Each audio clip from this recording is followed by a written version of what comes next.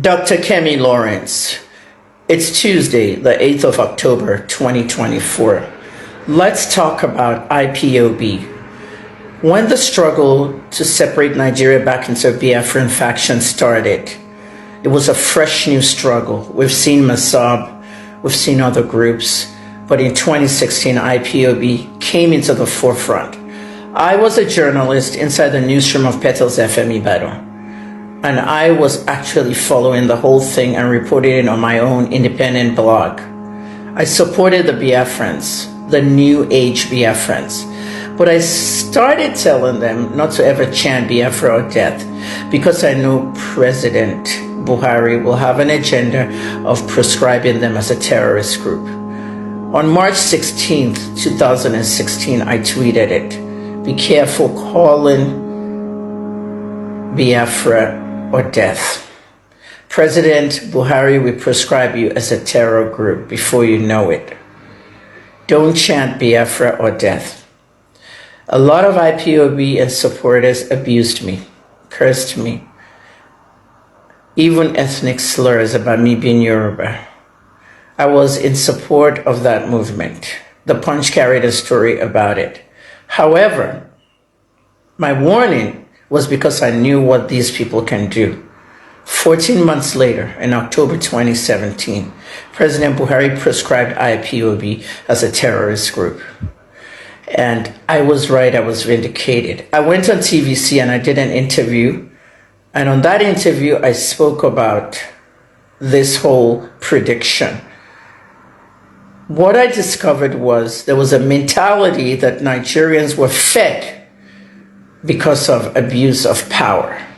If somebody is powerful, they can use that power and abuse it to really fuel a wrong narrative. Even Nnamdi Kanu did it when he said Buhari was dead.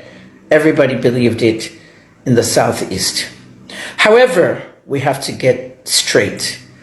I did a social experiment. I said, Nnamdi Kanu, they said he had an illness in Italy. I can't confirm or deny whether he's dead. Most of the IPOB people said, I said Nnamdi was dead. I said, I can't confirm or deny. But they picked up only the death and they said, I put out fake news. On the social experiment, the reaction I wanted to see from IPOB people was the same treatment they gave Buhari as being dead. Let me give them that same treatment and see how they'll respond. The only person that knew about it was the only other person that was reporting about IPOB, and that was the Vanguard.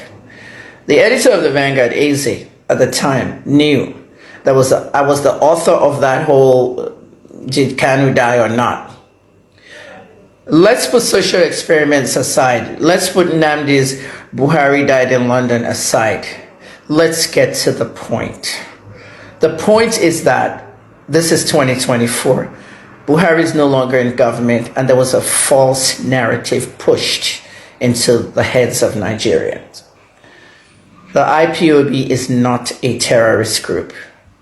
Okay, now I don't care what anybody says. Nobody pays me to do anything. I don't take bribes. No, I'm not standing here doing videos to impress anybody. I just stand for the truth. And when I tell the truth, if you don't like it, exit. The IPOB being a terror group is a false narrative President Buhari pushed into the nation and had the DSS stand by and start carrying people left, right, and center. The Department of State Security was fueled by this narrative and was led by a fraudulent monster, Magaji Bichi. When Bichi left the DSS, when Tinubu removed him, there were celebrations in the corridors of the DSS. People were screaming, they were happy.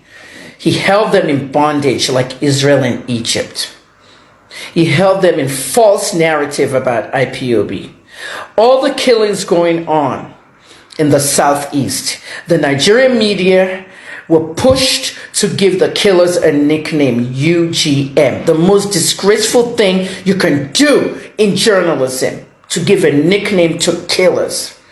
The UGM stood for unknown gunmen. There is no way that you have gunmen that are unknown All gunmen are known. If we don't know them, then they're terrorists or assassins. And that's the job of the Nigerian police. But instead, these IGPs are focusing on their own pockets. When Fisayo Shoyombo, an investigative journalist, was investigating one of the top cops at Bunike, okay, for 4 billion naira fraud, they invited Fisayo. They held him for 2 days on the invitation. I do not honor any police invitation. I got 6 while I was in Nigeria. They know I'm not going to come. You don't intimidate a journalist. Let us tell the people the truth. Indigenous people of Biafra are exactly what they say they are. Indigenous people of Biafra. If they want to know their ancestors and their roots, let them. Any opinions I've had about IPOB in the past vanishes now. This is 2024, October 8th, to be precise. That group of people are not terrorists. Buhari now used his power to proscribe them as terrorists. As an investigative journalist looking at the UGM situation, I'll be reading Instablog. I'll be seeing UGM kill this, UGM kill that. What you guys don't know is, I'm not going to get into the ethnic and tribal stuff, but there were Northern Fulani herdsmen planted in that area of the country. Nobody wanted to say this because everybody is scared of their lives. The herders that were inside that Imo and Ebonyi section were killer herders. They moved them from the Benue Plateau area down to the southeast to start killing people, people's families, people's loved ones. And the sponsors of those herders are politicians in the National Assembly, Hausa politicians. And the IGP has never been able to fish out the sponsors.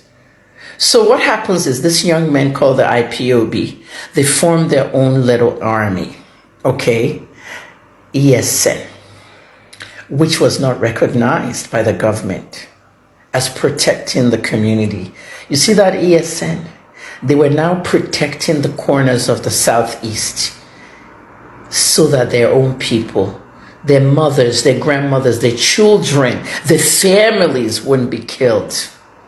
But the government now turned around and put ESN as the next terrorist faction under the IPOB. Guys, listen to me carefully. I'm not going to do this video again. I'm not talking from a script. I am telling you what I have researched undercover. Okay, as an investigative journalist. I'm retired, though, but I'm telling you now. When it was really the Fulani herdsmen that they pointed and pictured and placed in strategic positions in the southeast, let us tell you how national security is done. Not all that ribadu rubbish and all these different NSAs that you're putting there. President Tinubu de-proscribed IPOB now. Remove the prescription now. We know you're not going to do it because you're working for the cabal in Daura. The Katsina cabals in Daura. The Buhari family Katsina cabal. They're the ones that made you president. Okay, they're your godfathers. And I know you would never unprescribe or deprescribe, whatever the word is in English. You wouldn't do that with IPO because they'll remove you from being president. We know that. But the truth cannot be escaped because I'm one brave journalist that I've always spoken out when I was in Nigeria, and I will continue speaking out since I'm not there anymore. My voice must be heard. IPOB is not a terror group. Now, you guys watching me, you need to start telling your children in school one by one. Hello, Junior, IPOB is not a terror group. You read it in the papers. This is the same thing they made us believe when I was 10 years old, when Murtala Mohammed was assassinated. They made us believe that Murtala Mohammed was a hero. And we were crying and we were heroic and everything. But if you look down into the history, this is why I keep telling you guys, journalism is a rough draft of history, and history shapes the past, the present, and the future. And they removed history from school. If you really look at it, the Asaba massacre of the Biafrans, which Ifeanyi Okowa had to do a memorial for. Thank you, Ifeanyi, on that.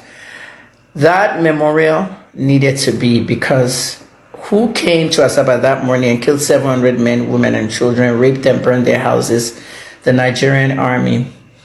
And it's really sad. It was powered by Muritala Mohammed, 2nd Infantry Division. Thanks for watching. Bye.